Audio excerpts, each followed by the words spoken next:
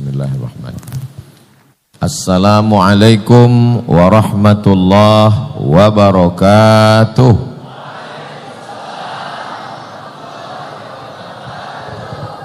Apa kabar Bapak Ibu saudara-saudari semua?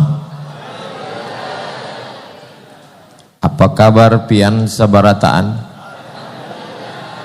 Alhamdulillahi rabbil alamin. Allahumma salli ala sayyidina wa maulana wa syafi'ina wa zuhrina wa qurrati a'yunina Muhammad wa ala alihi wa sahbihi wa barik wa sallim. Karena tadi sambutan Bapak Bupati Kapuas pakai pantun, maka mesti dijawab juga. Dari Palangkaraya menuju Banjarbaru, singgah sebentar di Kapuas. Yang itu belum pantun, itu perjalanan saya malam ini. Kami tadi dari Palangkaraya, malam ini langsung selesai dari Masjid Al-Ikhlas ini, kami langsung ke Banjarbaru dan mampir dulu di Kapuas menyampaikan ayat-ayat Al-Quran dan hadis-hadis Rasulullah Sallallahu Alaihi Wasallam. Itu belum pantun, itu perjalanan saya. Yang pantunnya ini, apa kira-kira pantun yang cocok ya? Waduh, hilang pula bahannya.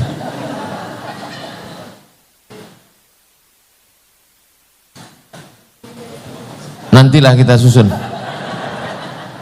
Yang sama kita hormati Bapak Bupati ataupun yang mewakili, Bapak Sekda, Bapak Dandim, Bapak Kapolres ataupun yang mewakili, kepala dinas, kepala badan, kepala kantor, yang ada kepala maupun tidak ada kepala, Ketua Majelis Ulama Indonesia, Ketua PC NU Nahdlatul Ulama, hadirin hadirat, muslimin muslimat, mukminin mukminat, solihin solihat, yang belum kawin dan belum sunat, semua yang hadir ini. Saya tadi diberitahu bahwa yang hadir ini 50.000 orang. Yang tidak percaya, hitung sendiri. Dari kediaman tadi saya lihat di jalan sudah penuh, pakai layar.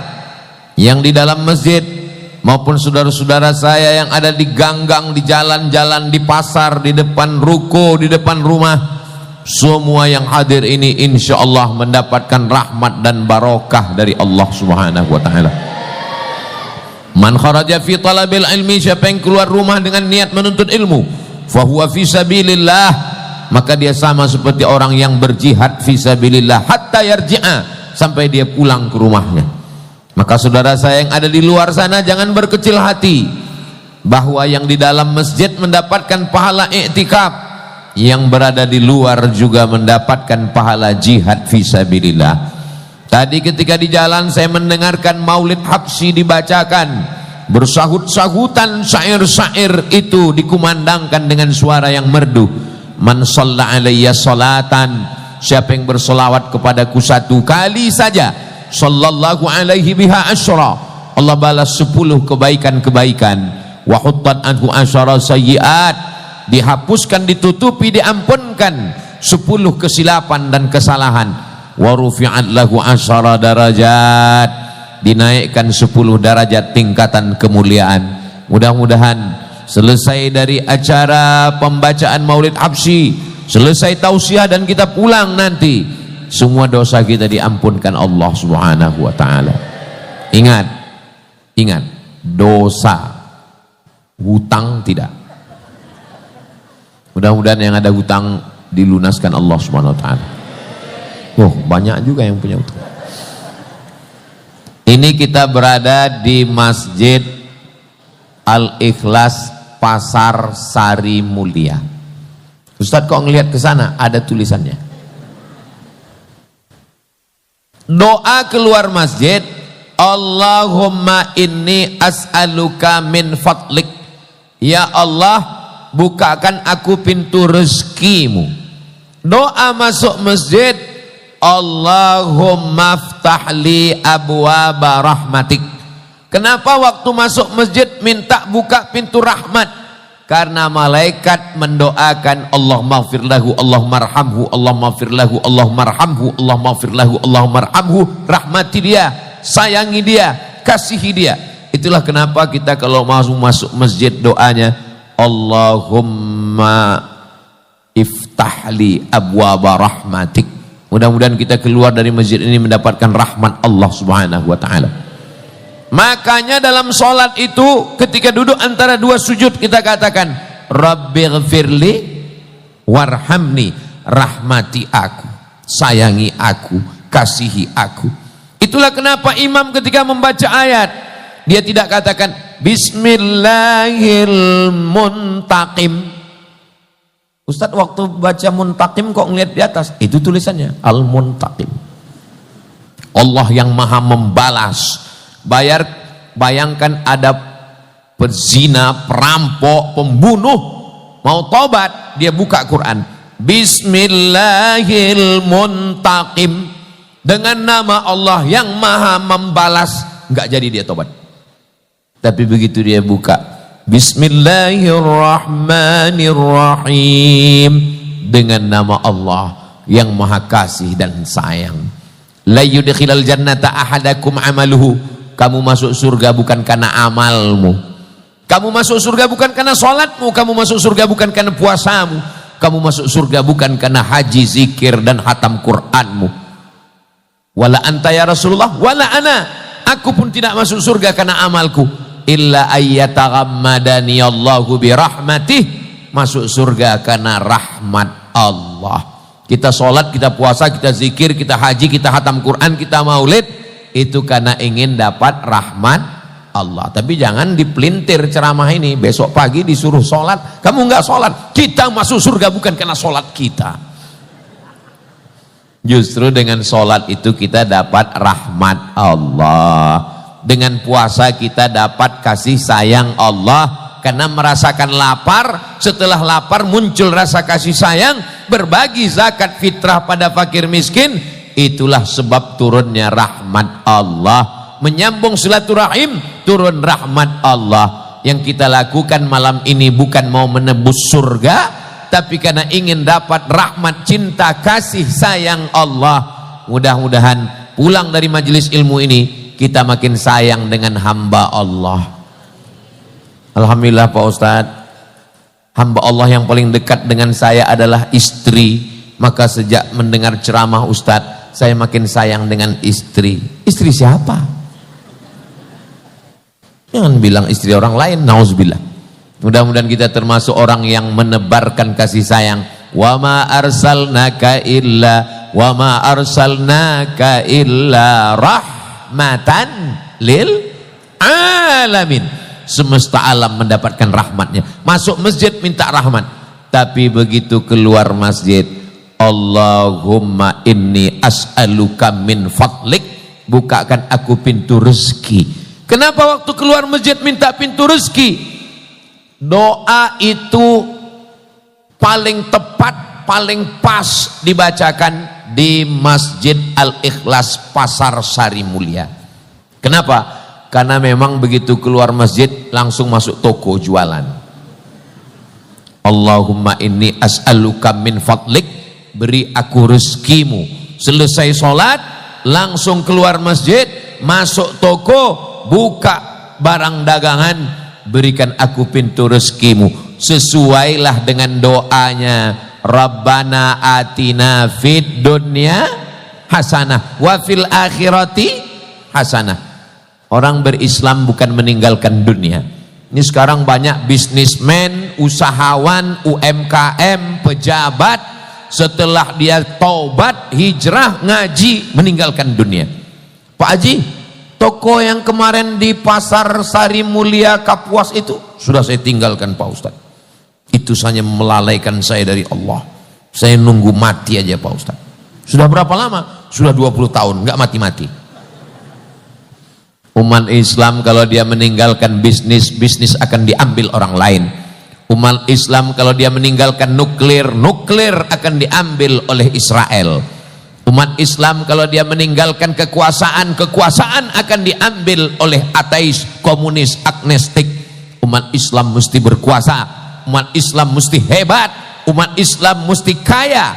Alhamdulillah, ini jamaah yang ada di sekitar Masjid Al-Ikhlas Pasar Sari Mulia ini adalah jamaahnya kaya-kaya semua. Ustaz Somad tahu dari mana? Pagarnya emas keliling. Bayangkan itu. Di mana-mana orang cuman pakai emas, cincin paling-paling 2 gram, 3 gram, anting, rantai. Tapi di sini malah ibu-ibunya nggak pakai emas, justru pagarnya yang emas. Dan uniknya masjid ini, walaupun pagarnya emas, tapi aman, tidak ada pencuri. Ustaz tahu dari mana? Pintu jendelanya nggak pakai jeruji besi. Luar biasa. Ini seperti acara walimah nikah ini malam ini. Mudah-mudahan yang belum jodoh ketemu jodoh pulang dari sini. Yang bilang amin yang belum nikah aja. Saudaraku yang dimuliakan Allah Subhanahu wa taala. Salat, syarat salat mesti menutup aurat. Menutup aurat pakai kain dari ujung lutut sampai ke pusar. Dari pusar ke lutut ditutup pakai kain. Kainnya mesti dibeli. Maka sholat juga syaratnya dengan uang. Puasa, sumu berpuasalah kamu, tapi syarat berpuasa sunnat hukumnya. Kata Nabi SAW, kalau kamu melaksanakan puasa, tasahharu, bersahurlah, fa inna fis sahuri barakah. Niatnya rukun, tapi afdal bagus makan sahur. Kalau tidak mau makan nasi, ini banyak ibu-ibu waktu sahur nggak mau makan nasi. Kenapa? Diet karbo. Jur'atan minal ma, seteguk air gula, biar supaya punya tenaga, jangan sampai lemas. Air madu, teh manis, kopi susu, madu, mesti dibeli dengan uang. Tempat sholat masjid, dari mulai lantainya, karpetnya, dindingnya, atapnya, kosennya, kubahnya, ini masjid luar biasa, dekat ke langit. Lampunya semuanya bagus. Kepada seluruh pengurus masjid yang ada di Kabupaten Kapuas, kalau datang ke masjid di Pasar Sari Mulia, perhatikan masjid ini, dari mulai kipas anginnya, AC-nya, sound systemnya, tiru. Masjid ini bagus untuk ditiru modelnya, apalagi sound systemnya. 80% masjid itu pengaruh sound system. Bukan kata saya, kata ketua DMI, Dewan Masjid Indonesia. Azan pakai sound system. Allahu Akbar, Allahu Akbar. Ini sekarang banyak suaranya bagus, begitu masuk ke sound system jadi serak. Allah. Bukan karena orangnya, sound systemnya memang merusak. Imam juga pakai sound system. Bismillahirrahmanirrahim. Suara saya sebetulnya nggak bagus, tapi karena sound systemnya mantap. Baca burdah, baca simtud durar, baca Maulid Habsyi, suara anak-anak muda kita luar biasa karena sound system. Khotib Jumat, berapa banyak laki-laki yang nggak pernah ke masjid, nggak benar ceramah, nggak pernah dengar pengajian, nggak pernah datang maulid, tapi pas sholat Jumat dia datang karena takut hatinya terkunci. Man tarakal jumu'ata thalatha marratin, siapa yang meninggalkan sholat Jumat 3 kali berturut-turut tahawunan karena menyepelekan sholat Jumat, taba Allahu ala qalbi, dikunci pintu hatinya. Laknat bukan miskin, laknat bukan susah, laknat bukan sakit, laknat adalah ketika hati terkunci. Bapak ibu adik-adik hafal semua ayatnya. Khatamallahu ala qulubihim, hati terkunci. Kalau sudah hati terkunci, wa ala sam'ihim, telinga tersumbat kajian nggak bisa masuk, wa ala absarihim, matanya buta tidak lagi melihat hidayah. Mudah-mudahan Allah bukakan pintu hati kita, suami, istri, saudara, jiran, tetangga, sahabat kita, untuk segera bertaubat kepada Allah Subhanahu wa ta'ala. Taubat nasuha insyaallah. Amin ya rabbal. Maka pesan-pesan ini sampai melalui khutbah Jumat. Bayangkan kalau khotibnya berapi-api tapi suaranya nggak sampai ke jamaah. khotibnya sedang cerita tentang Palestina, bicara Israel nuklir. Selesai sholat Jumat ditanya orang, kau dengar tadi kata dia? Enggak. Kau pun enggak juga. Terus kok semangat? Ya aku semangat karena suaranya putus-putus. Jadi sound system ini pengaruhnya luar biasa. Begitu juga kadang di beberapa masjid itu tidak terdengar suara karena kipas anginnya terlalu bising, pakai air. Alhamdulillah kipas angin ada, tapi tidak terlalu membising dan memekakkan telinga. Lalu kenapa masjid ini bisa adem ayem, tentram, tenang? Karena AC-nya banyak, AC. Tapi kelihatannya AC-nya mati nih. AC-nya hidup Pak Ustadz. Di atas pun juga pakai AC. Cuman karena memang kita ini lagi membludak ini. Ini over capacity, tidak sesuai daya tampung lagi. Ini kalau sholat maghrib, sholat subuh, yang urutan shopnya memang sesuai. Ini AC-nya ini keluar dari sini beku. Tapi karena kita ramai malam ini jadi contoh model bagi masjid-masjid lain. Mudah-mudahan masjid-masjid musola juga bisa meniru Masjid Al-Ikhlas Pasar Sari Mulia ini insyaallah. Tidak heran kenapa masjidnya bagus, karena terletak di sekeliling pasar, kanan pasar, kiri pasar. Ustaz tahu dari mana? Kan sudah dijelaskan tadi. Saudara yang dimuliakan Allah Subhanahu wa taala, Nabi Muhammad sallallahu alaihi wasallam punya ayah namanya Abdullah. Abdullah itu meninggal ketika Nabi sedang di dalam rahim Sayyidatuna Aminah, umur kandungan 2 bulan. Disebutkan dalam syair Al-Barzanji. Pertanyaannya, Abdullah waktu itu pergi kemana? Jawabannya, kalau saya nanya dalam ceramah nggak usah dijawab, karena itu biasanya saya jawab sendiri. Nabi meninggal umur berapa? Ayahnya meninggal umur berapa Nabi dalam kandungan? 2 bulan. Ayahnya waktu itu pergi kemana? Ayahnya pergi berdagang ke Yasrib, yang kemudian nama Yasrib berubah. Yasrib artinya tanah mati, tanah tandus, banyak penyakit, banyak hewan berbisa. Dirubah Nabi namanya menjadi Al-Madinah Al-Munawwarah, kota yang terang benderang. Saya sudah ceramah dari Sabang sampai Papua, Sorong, Raja Ampat, Fak-Fak, Kaimana. Tapi satu-satunya kota yang mendekati Al-Madinah Al-Munawwarah adalah Kapuas. Loh, maksudnya tunggu, jangan tepuk tangan. Tunggu. Maksudnya Pak Ustadz, kok mendekati? Apa maksudnya mendekati? Kalau Madinah itu kan Al-Madinah Al-Munawwarah, Kapuas bersinar. Al-Munawwarah itu kan bersinar artinya. Nanti kalau ada yang nanya, ini kenapa ini Kapuas ini bersinar? Ini meniru Madinah. Loh, apa hubungannya? Madinah Al-Munawwarah. Munawwarah itu artinya bersinar. Oh, enggak bersinar. Munawwarah itu bercahaya. Ya, cahaya itu kan sinar. Mengikuti sunnah Nabi Muhammad sallallahu alaihi wasallam. Cuman kami enggak pakai bahasa Arab. Tapi kalau datang tamu-tamu dari Arab, datang tamu dari Irak, dari Kuwait nanti, ahlan wa sahlan fi Madinati Kapuas Al-Munawwarah. Dia heran, loh kok Al-Munawwarah bersinar, menyala abangku. Saudara yang dimuliakan Allah Subhanahu wa taala, kalau Tuhan membuat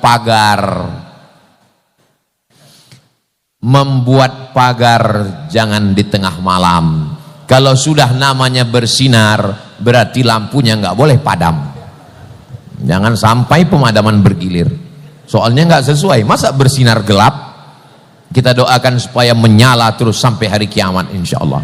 Amin ya rabbal alamin. Maka dari mulai sholatnya pakai duit, puasanya pakai duit, zakat apalagi. Mustahil orang berzakat kalau tidak punya duit. Kapan orang bayar zakat? kalau dia punya 20 keping duit logam emas namanya dinar. Kalau duit logamnya perak namanya dirham. Kalau duit logamnya emas namanya dinar. Nggak ada uang kertas. Uang kertas nggak ada zaman Nabi. Yang ada duit perak dengan duit emas. 1 keping uang dinar beratnya 4,25 gram emas. Jadi zaman itu siapa yang punya 1 keping uang dinar itu berarti 4,25 gram. Kira-kira zaman sekarang kalau 4,25 gram emas 24 karat itu berapa Pak Ustadz? 1 gram emas itu katanya harga emas sudah naik. Kalau mau tahu pastinya tanya jamaah yang ada di atas ini. Mereka yang paling update harga emas. 1 gram emas kemarin mencapai 2 juta. Tapi karena kita udah teman lama, ya udahlah 1,5 aja. Jadi kalau 4 gram, 25 berarti 3 juta, sekian. Biar mudah kita ngitungnya. Kok 3 juta Pak Ustadz? 1,5, 1,5, 3 juta. 1,5, 1,5, 4 juta. Tambah 25 gram lagi, berarti 5 juta. 1 kepingnya berarti 5 juta. Lalu kemudian ada doa 1000 dinar.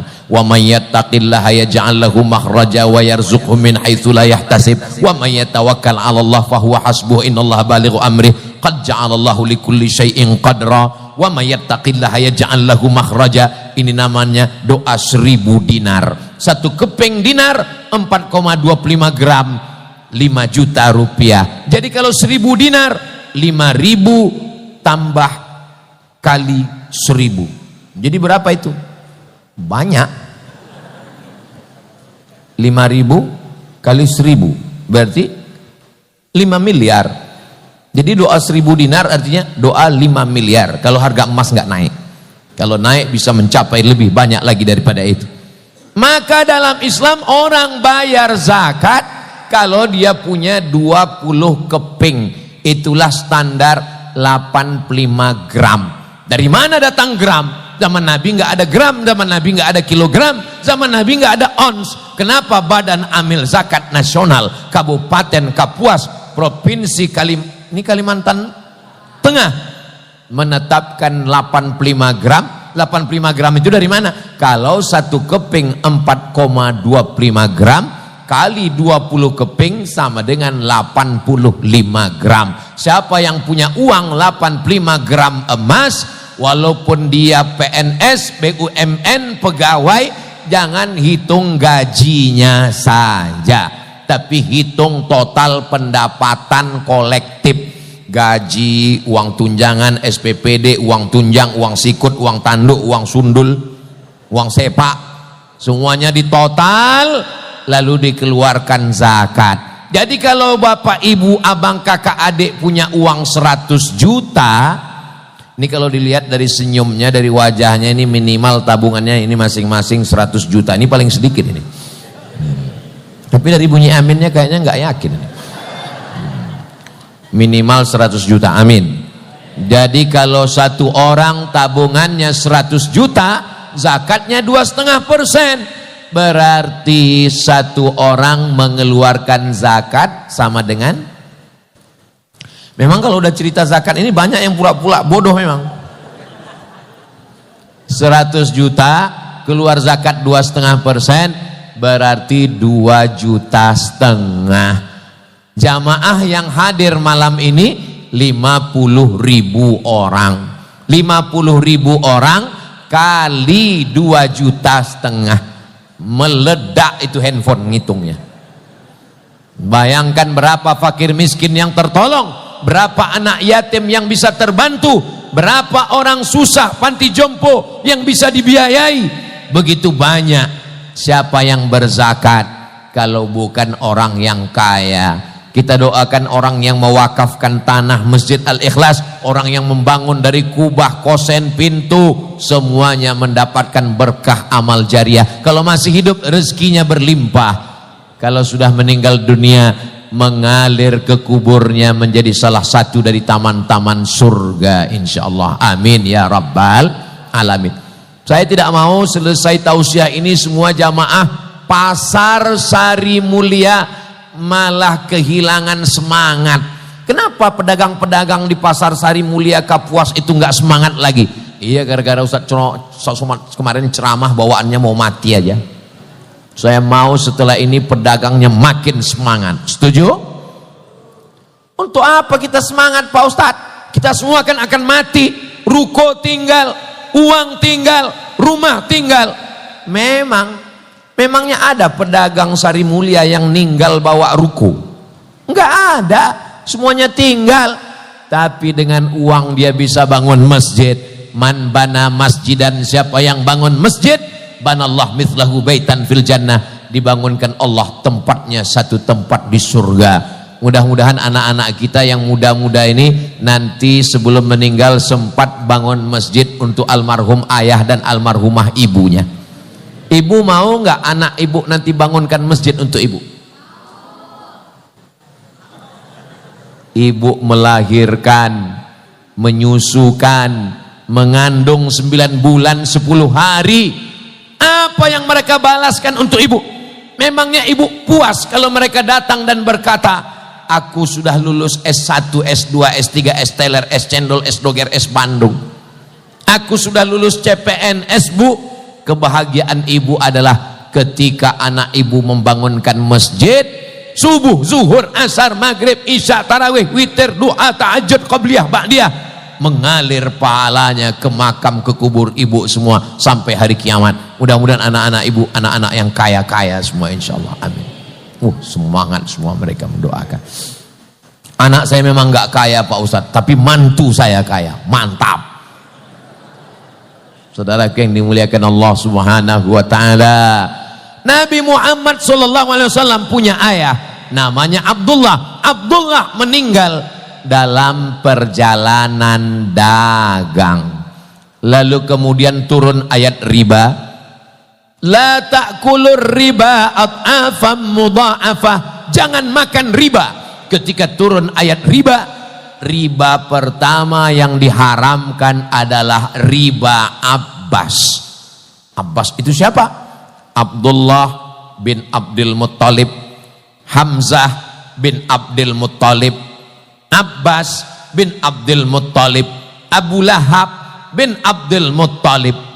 Dia adalah anak Abdul Muttalib, saudara kandung Abdullah, paman Nabi Muhammad sallallahu alaihi wasallam. Ayahnya meninggal dalam perjalanan dagang. Pamannya meminjamkan uang kreditur, dan ketika turun ayat riba, riba pertama yang diharamkan adalah riba Abbas. Nabi Muhammad punya ayah Abdullah, Abdullah punya ayah Abdul Muttalib, Abdul Muttalib punya ayah Hashim, Hashim punya ayah Abdi Manaf, Abdi Manaf punya ayah namanya Qusay. Ingat baik-baik karena ini akan keluar dalam UAS, ujian akhir semester. Muhammad SAW punya ayah namanya Abdullah, Abdullah punya ayah namanya Abdul Muttalib, Abdul Muttalib punya ayah namanya Hashim, Hashim punya ayah namanya Abdi Manaf, Abdi Manaf punya ayah namanya Qusay. Qusay membangun rumah besar. Rumah itu bernama Darun Nadwah. Dar rumah, Nadwah tempat ngumpul. Semua kepala-kepala suku ngumpul di Darun Nadwah. Ternyata orang kaya Makkah yang bangunkan rumah, ngasih makan minum, tamu-tamu dikasih gratis. Pedagang sukses bernama siapa tadi namanya? Abdi Manaf, moyang yang kelima Nabi Muhammad sallallahu alaihi wasallam. Lalu kemudian Nabi punya saudara, Nabi punya paman, saudara ayahnya, namanya Abu Talib. Abu Talib bin Abdul Muttalib, Abdullah bin Abdul Muttalib, Abbas bin Abdul Muttalib, Hamzah bin Abdul Muttalib, Abu Lahab bin Abdul Muttalib. Banyak sekali anak Abdul Muttalib, 10. Makanya dia bernazar, nanti kalau saya punya anak laki-laki 10, salah satunya akan saya sembelih. Diundi, jatuh nama Abdullah. Abdullah tidak jadi disembelih, ditebus dengan kambing. Makanya Nabi Muhammad disitu disebut dengan Ibnu Dzabihaini, anak dari dua orang yang hampir disembelih. Yang pertama hampir disembelih adalah Ismail. Yang kedua hampir disembelih adalah Abdullah. Begitulah dia anak dari orang-orang hebat, orang-orang kaya. Lalu kemudian Nabi Muhammad SAW membawa barang dagangan. Nabi punya paman namanya Abu Talib. Abu Talib membawa barang dagangan bersama keponakannya, anak saudaranya, anak yatim yang nggak punya ayah, namanya Muhammad sallallahu alaihi wasallam. Karena panas, mereka bernaung di bawah atap tempat ibadah. Di dalamnya ada pendeta namanya Bahira. Pendeta Bahira membuka pintu. Pendeta Bahira tidak pernah keluar dari tempat ibadah. Dia hanya beribadah di dalam. Makanan diantar, pakaian diantar. Tapi hari itu dia buka pintu karena dia melihat ada dua orang. Dan Bahira bertanya kepada Abu Talib, "Who is this?" Itu terjemahan film Inggrisnya. "Man hadha?" Siapa ini? Lalu Abu Talib menjawab, "Ibni, this is my son." Ini anak saya, kata dia. Kita biasa, saya kalau bawa ponakan saya ditanya orang, "Ini siapa Ustadz?" "Ini anak saya." Kita mengatakan ponakan kita, anak kita, itu biasa, bukan bohong.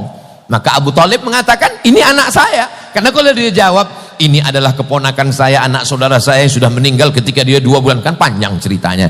Lalu dia bilang, "Ini anak saya." Lalu apa kata pendeta Bahira? "Kalau memang benar ucapanmu, berarti kau bohong." Kenapa? Karena anak ini adalah anak yatim, bapaknya sudah meninggal ketika dia berada di dalam rahim ibunya. Abu Talib heran, "Kamu tahu dari mana?" "Karena dari buku kitab suci yang kami baca, Nabi akhir zaman akan turun, dan salah satu tandanya kalau dia berjalan ada awan yang menaunginya di atas." Itu makanya di atas bapak ini ada awan sekarang.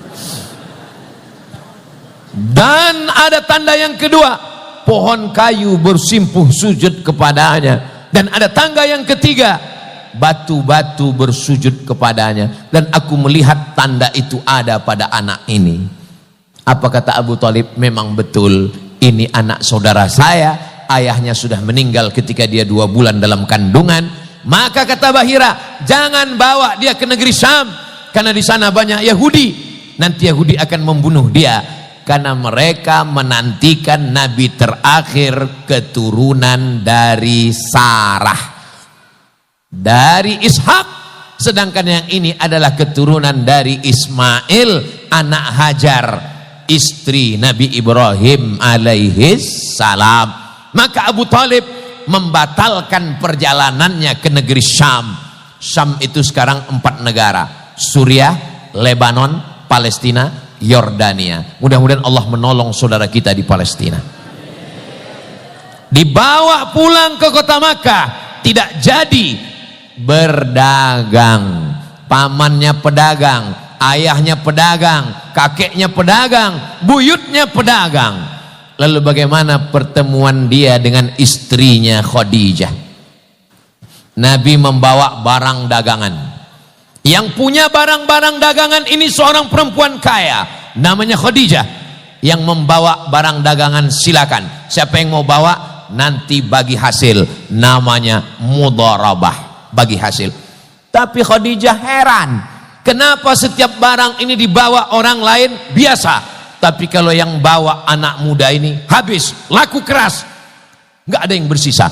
Akhirnya Khadijah bertanya, "Mana anak muda yang menjual barang dagangan ini? Saya mau ketemu. Bagaimana bentuk rupa wajahnya? Kenapa barang dagangannya laku keras?"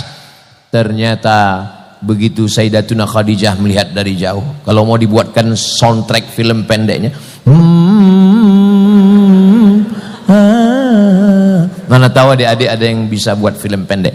Tapi wajah Nabi tidak boleh dibentuk. Sekarang kita baru tahu kenapa wajah Nabi tidak boleh diperlihatkan. Ketika keluar film The Messenger, utusan Allah, Nabi hanya diperlihatkan cahaya saja. Dulu orang heran, kenapa wajah Nabi nggak boleh diperlihatkan? Sekarang tahu alasannya. Kenapa wajah Nabi nggak boleh diperlihatkan? Seandainya wajah Nabi Muhammad diperlihatkan dalam bentuk patung, diperlihatkan dalam bentuk lukisan, pasti sudah keluar AI-nya sekarang. Allah Maha Kuasa, ulama hebat.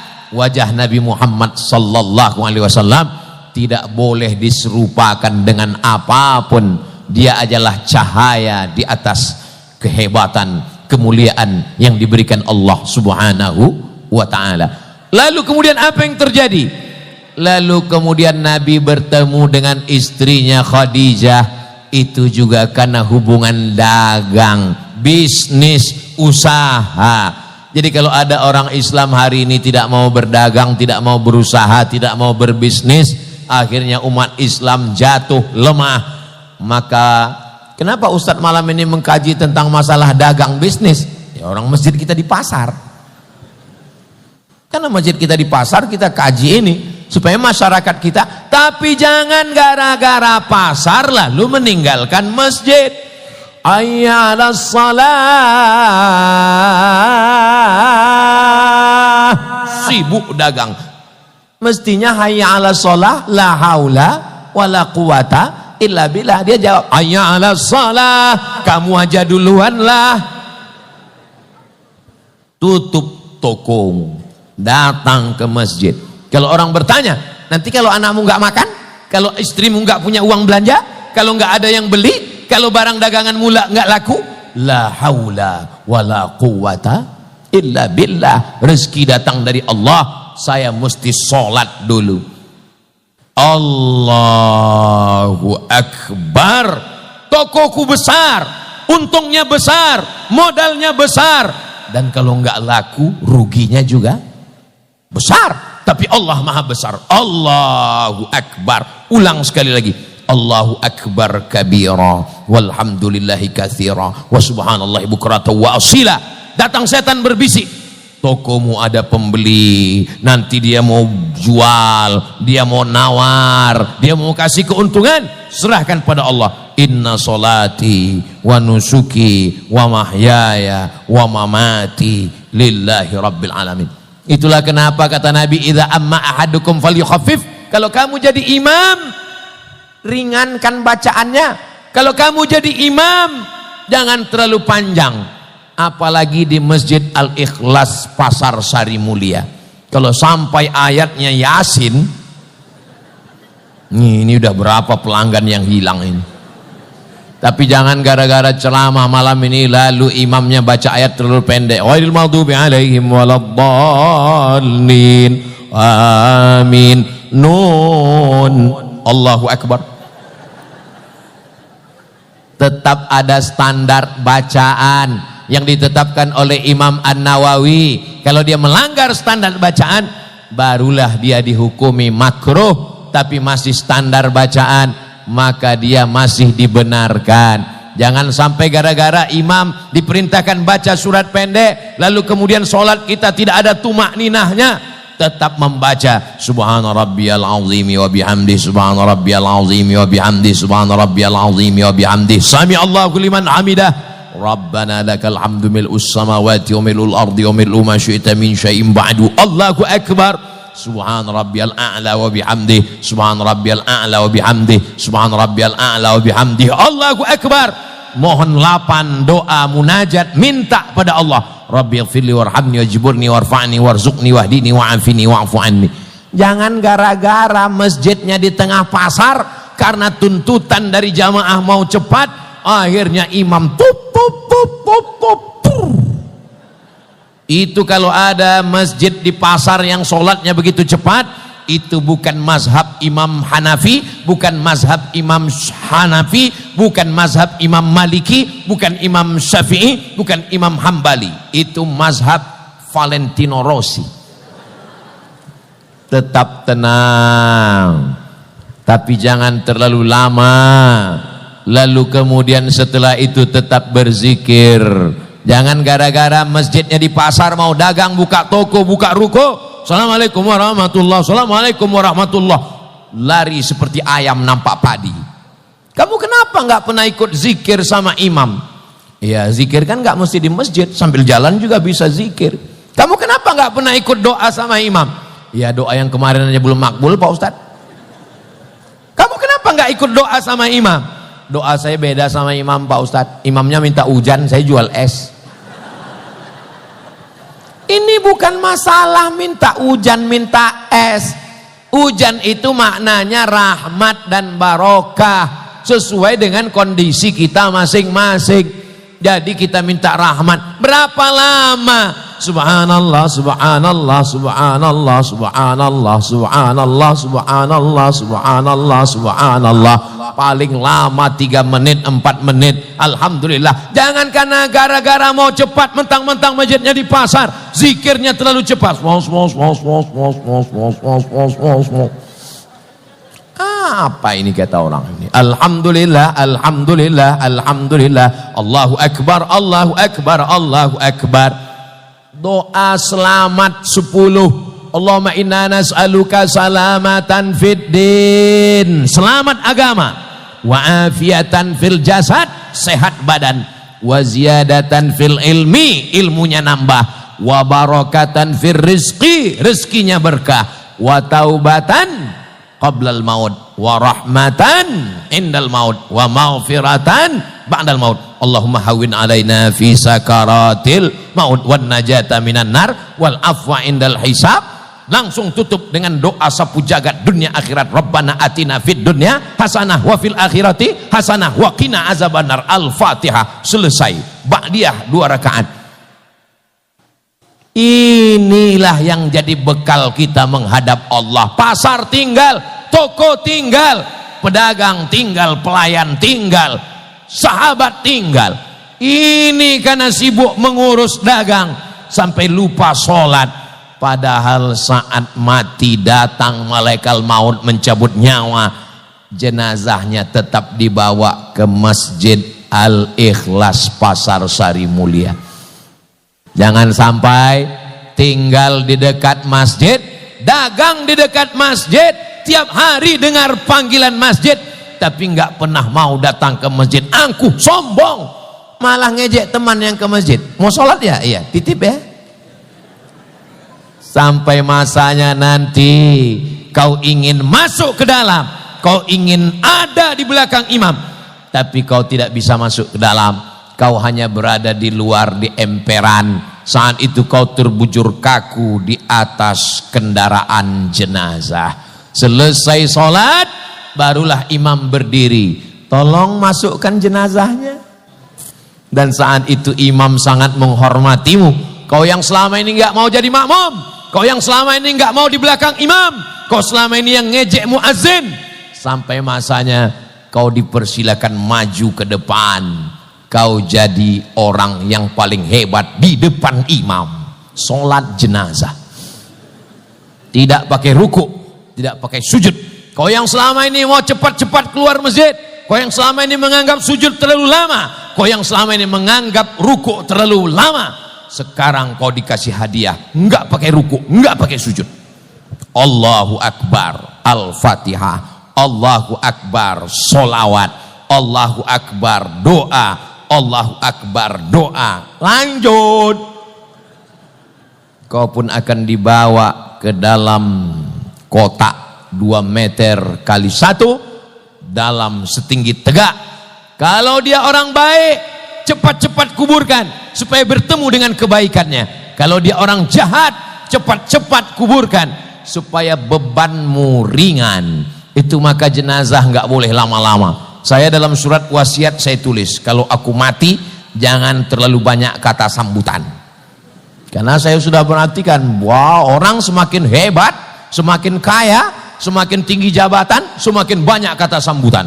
Kata sambutan dari Bapak Bupati, kata sambutan dari Bapak Camat, kata sambutan dari Bapak Lurah, kata sambutan dari tokoh masyarakat. Padahal kalau dia orang baik, dia mesti cepat bertemu dengan kebaikannya. Kalau dia orang jahat, dia adalah beban yang mesti cepat-cepat kita campakkan. Saudaraku yang dimuliakan Allah Subhanahu wa taala, jangan gara-gara teman nongkrong minum kopi kau enggak ke masjid. Jangan cuman gara-gara teman tertawa kau enggak ke masjid. Ingat, jangan terlalu dekat dengan teman, karena kalau kau mati, teman makan ayam. Tahlilan. Saudaraku yang dimuliakan Allah, waktu kau mati memang dia nangis, aduh besok kita main domino sama siapa. Tapi besok malam dia mulai tersenyum, enak ya ayamnya, yummy, karena kau mati. Saudaraku yang dimuliakan Allah Subhanahu wa ta'ala, kau dikenang hanya hari pertama, namamu diposting di grup-grup WhatsApp, namamu, gambarmu. Kalau sekarang ada teman ngajak foto, jangan senang dulu. Fotomu hanya untuk persiapan update status saat kematianmu di hari pertama. Wajahmu akan dilingkari merah, innalillah wa inna ilaihi raji'un. Diposting di Instagram, TikTok dan Facebook, semua komen di bawah, amin amin amin amin amin amin. Tapi yang datang menyolatkan, yang datang menguburkan, yang mengirimkan surat Yasin, Al-Fatihah, takhtim dan tahlil beserta doa, hanya sahabat-sahabat dekat. Kira-kira kalau dapat berita saya mati, Bapak Ibu mau ngirimkan Yasin dan Al-Fatihah ke saya? Dari bunyinya kayaknya kurang yakin. Saudara yang dimuliakan Allah Subhanahu wa ta'ala, ketika kita menyantuni anak yatim, datang bisnis dagang, sempat kita ambilkan beras, masukkan ke plastik 2 kilo, ambil minyak goreng 1 kilo, ambil gula 1 kilo, ambil teh saset 1 bungkus, ambil roti gabin, ambil susu saset, ambil ikan sarden, bungkus. Bapak yang bungkus bawa pulang ke rumah, yang ngantar ibu. Jangan bapak yang ngantar. Nanti kalau bapak yang ngantar ke anak yatim, emaknya masih muda. Perang dunia ketiga sebelum Israel menyerang Iran. Betul Bu? Betul kata mereka. Mereka nggak ngomong semua, cukup 1 juru bicara. Saudaraku yang dimuliakan Allah Subhanahu wa ta'ala, ketika kau minum teh nggak enak, rasa lewat di tenggorokan karena ada anak yatim yang tidak bisa minum teh manis. Ketika kau akan makan buah, makan apel, makan pisang, makan jagung, merebus ubi, rebus pisang, kue yang enak, tidak enak kalau dimakan kalau tidak dinikmati bersama. Itulah mengapa kue ini banyak tapi nggak dibuka plastiknya. Kenapa? Karena kami merasa nggak enak kalau kami saja yang menikmati. Rasaku juga rasamu, brother.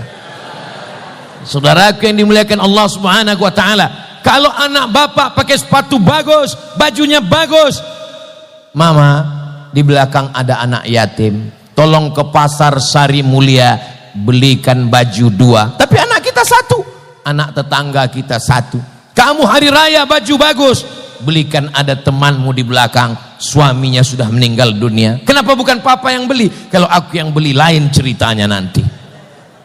Begitulah perasaan orang beriman. Bukan cuma sekedar sholat, orang beriman bukan sekedar puasa, orang beriman bukan sekedar pergi haji dan umrah. La yu'minu ahadukum, kamu belum beriman hatta yuhibba li akhih, sampai kau sayang kepada saudaramu ma yuhibbu li nafsih, sama seperti sayang pada diri sendiri. Kalau mau melihat diri kita 20 tahun akan datang, bapak hanya bisa melihat diri bapak 10 tahun yang lalu. Ustaz Somad, ini foto kita 10 tahun yang lalu. Ustaz Somad, ini gambar kita 20 tahun yang lalu. Tapi melihat diri kita 20 tahun yang akan datang, sekarang 2025, bagaimana cara melihat diri kita 2035, 2045? Kita datang ke panti jompo. Ada panti jompo di Kapuas? Datang ke panti jompo, beli nasi bungkus, bawa kain sarung, bawa baju koko. Assalamualaikum Bapak Ketua Panti Jompo, ini ada saya bawa nasi bungkus. Berapa orang semua jompo di sini? Ada 100 orang Pak, saya mau ngasih makan. Semuanya? Enggak, 1 orang aja. Ini ada saya bawa 1 kain sarung, 1 baju koko, saya mau makan bersama dengan beliau.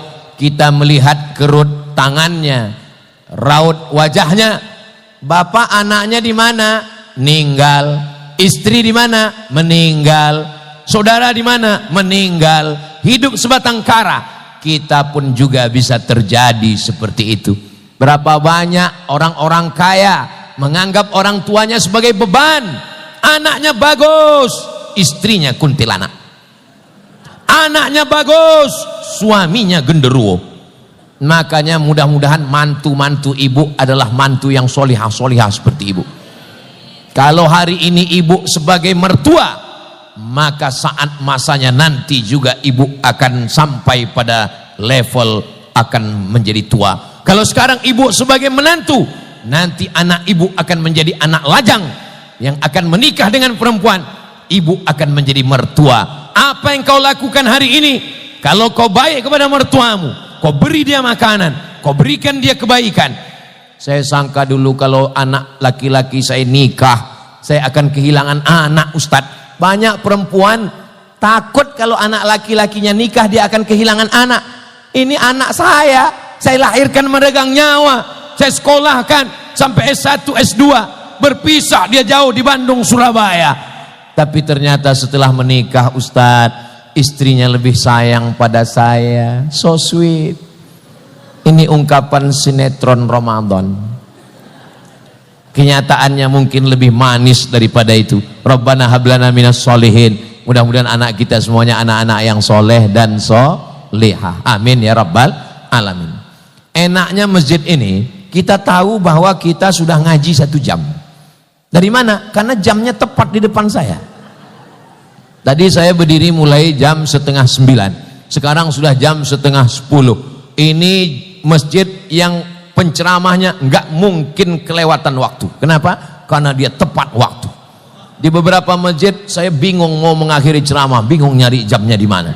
Kelihatan rupanya jamnya dibalik dan sudah lama nggak diganti baterai. Tapi Masjid Al-Ikhlas, dari mulai kipasnya, AC-nya, lampunya, sound systemnya, sampai pada penempatan jamnya juga tepat. Kenapa? Karena ceramah lama-lama juga menyiksa jamaah. Jamaah sudah capek dari pagi tadi dagang, bisnis, jualan, berhadapan dengan kantor pajak, berhadapan dengan pembeli yang permintaannya macam-macam. Maka dia mau ceramah ke masjid, dia mau mendengarkan tausiah. Kalau terlalu lama dia pikir kapanlah penderitaan ini berakhir.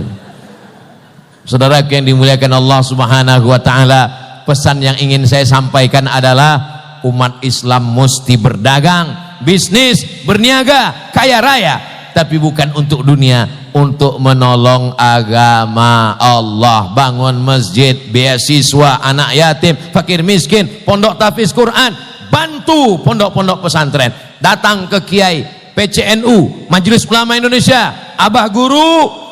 Saya sudah dengar ceramah Ustadz Somad kemarin. Kebetulan saya pedagang sukses di Pasar Sari Mulia Kapuas.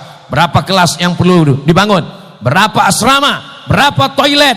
Berapa dinding? Berapa papan tulis? Berapa kursi? Berapa lemari? Mau bantu? Enggak, nanya aja. Ma'akal tafa'afnaita, duit yang dibelikan ke makanan habis. Wa malabista fa'ablaita, dibelikan ke pakaian lapuk. Wa matasaddaqta, yang kau pakai untuk menolong agama Allah, itulah yang akan jadi bekal menghadap Allah Subhanahu wa taala. Mudah-mudahan Bapak Ibu bisnismen, pedagang, semuanya kaya raya dan ikhlas karena Allah, menjadi amal jariah walaupun nanti sudah mati menghadap Allah Subhanahu wa taala. Al hadhihi niyah, untuk niat yang baik-baik. Al-Fatihah.